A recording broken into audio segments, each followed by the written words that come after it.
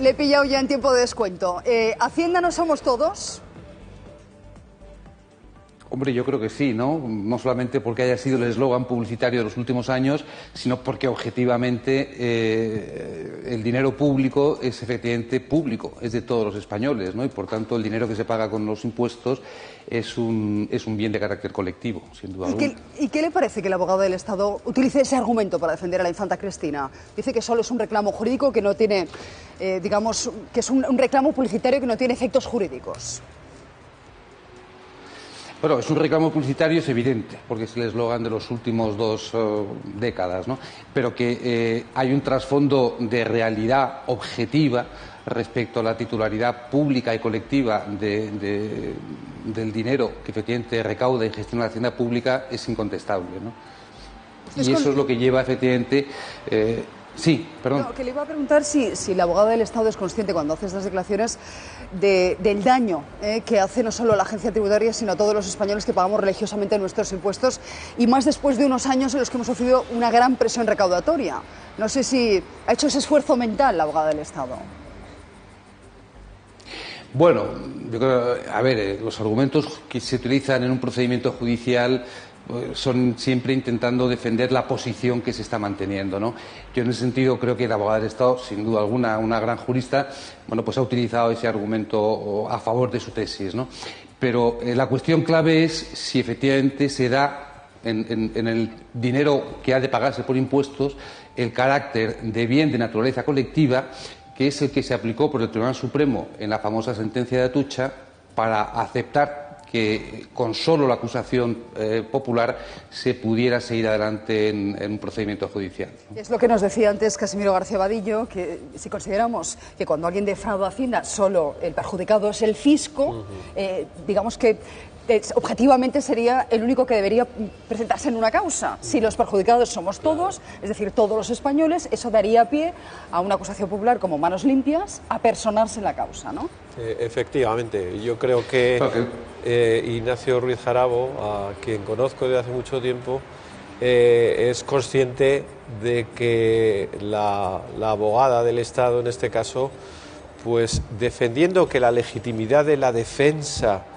de la hacienda pública le corresponde a la abogacía del Estado, ha utilizado un argumento que desde el punto de vista fiscal es el peor argumento que se puede utilizar. Si Hacienda somos todos es un eslogan, significa que no es real y por lo tanto Hacienda no somos todos. Eso es esa es la conclusión lógica a la que lleva ese argumento, que es lo peor que le puede pasar a la hacienda pública, que los ciudadanos no sean conscientes de que cuando pagan impuestos no lo hacen para que los ingrese una autoridad pública, el señor Montoro, sino que redunda en todos los españoles para pagar las escuelas, claro, para pagar los hospitales, la administración pública en general. También, Martín, sí, perdón, quería decir... Sí, a mí me recuerda un vídeo que corría por las redes sociales que decía: Hacienda eres tú, gilipollas, ¿no? Y eso más o menos veo yo el resumen de esta frase. Qué bien lo ha definido nuestro corresponsal. Señor Ruiz Jarabo, estará usted de acuerdo con nosotros que, en fin, después del esfuerzo, insisto, fiscal que se nos ha pedido a los españoles, y que además, oye, hemos cumplido con él, insisto, religiosamente, creo todos los presentes, este tipo de mensajes son muy dañinos, porque ya tenemos la sensación de que con la infanta Cristina se ha hecho la vista gorda, solo nos faltaba que la abogada del Estado utilizara este tipo de argumentos. Sí, yo creo que efectivamente no ayuda, vamos a llamarlo así, no contribuye a mantener o a elevar la conciencia fiscal de los españoles, sin duda alguna, ¿no? De todas maneras, yo creo que yendo un poco al fondo del asunto, aquí la cuestión que se está tratando es un tema de una sutileza jurídica enorme, ¿no? Es decir, si resulta aplicable la doctrina Botín o la doctrina Atucha, ¿no? Por decir las 2 sentencias del Supremo referidas a ambos casos. Pero yo voy a ir un poco más lejos, o me voy a ir hacia atrás, mejor dicho, tirando del hilo, para decir, bueno, pero ¿por qué podría llegar a ser aplicable la doctrina Botín, si así lo consideran las magistradas de la Audiencia Provincial de Baleares, ¿no? Bueno, pues la doctrina Botín podría llegar a ser aplicable, si así lo consideran las magistradas, porque la agencia tributaria en su último informe pericial ha dicho que no se produjo por parte de la infanta Cristina incumplimiento tributario, no se produjo delito fiscal, ¿no? Claro, pero esto lo dijo la agencia tributaria en su informe pericial último, cuando en los 5 informes periciales previos venía manteniendo lo contrario, ¿no? Esto es un hecho estadísticamente inusual. Y yo lo pongo en cuestión, es inevitable, con otro hecho estadísticamente inusual, y es que 2 meses antes de este último informe, en el cual la agencia tributaria cambia su criterio previo, en el mismo procedimiento, cambia su criterio previo, 2 meses antes se produce, insisto, otro hecho inusual, y es que la Dirección General de la Agencia Tributaria emite una instrucción, la instrucción 2 del año 2013, por el cual cambia el criterio de designación de peritos. Y dice que a partir de ahora, en vez de ser el juez el que designe al perito judicial, lo va a designar el director general de la Agencia Tributaria. Los 5 informes periciales previos que mantenían que sí había podido haber delito en la conducta de la infanta, lo habían hecho peritos designados por el juez. El último informe, que cambia el criterio de los anteriores y viene a decir que no, que la infanta Cristina no ha cometido nada que pueda considerarse como delito, lo firma el perito designado por el director de la agencia tributaria a partir del cambio del procedimiento de designación de peritos.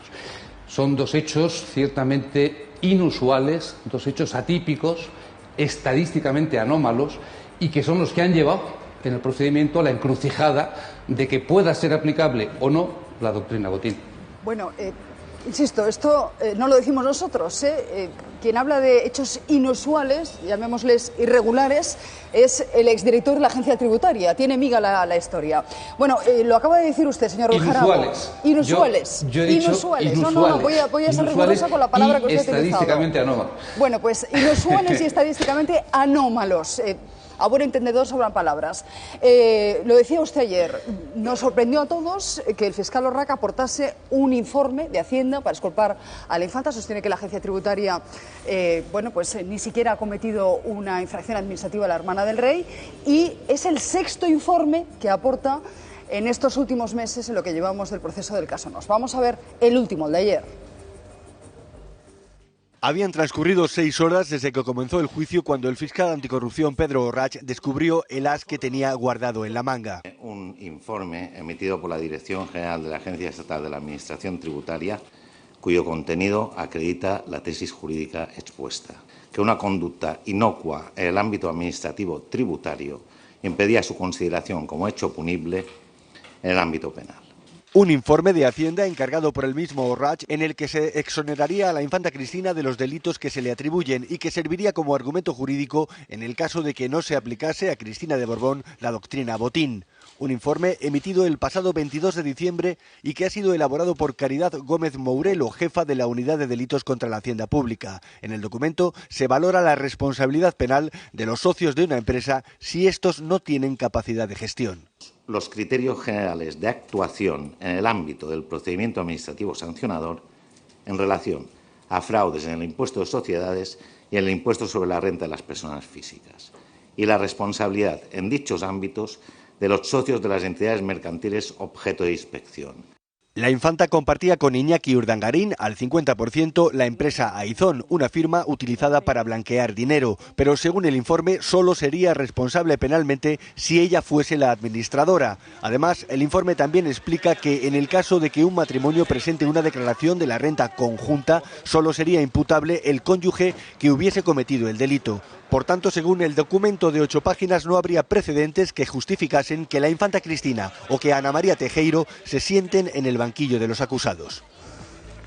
Le iba a preguntar, señor Ruiz Jarabo, si es habitual que Hacienda prepare informes a la carta, pero de alguna manera ya me ha respondido usted en la anterior respuesta. Sí, hombre, yo sí, pero sobre este informe hay que decir, bueno, primero, que las partes, los abogados que intervienen en un proceso penal presenten informes en cualquier momento del procedimiento es habitual. Que los magistrados o jueces que dirigen el procedimiento los acepten ocurre prácticamente siempre, ¿no? Porque se corre el peligro, si no, de dar a las defensas la posibilidad de alegar indefensión, ¿no? Por tanto, la presentación del informe no llama la atención, la aceptación por parte de la magistrada del mismo tampoco. Hombre, sobre el contenido yo sí que diría una cuestión, ¿no?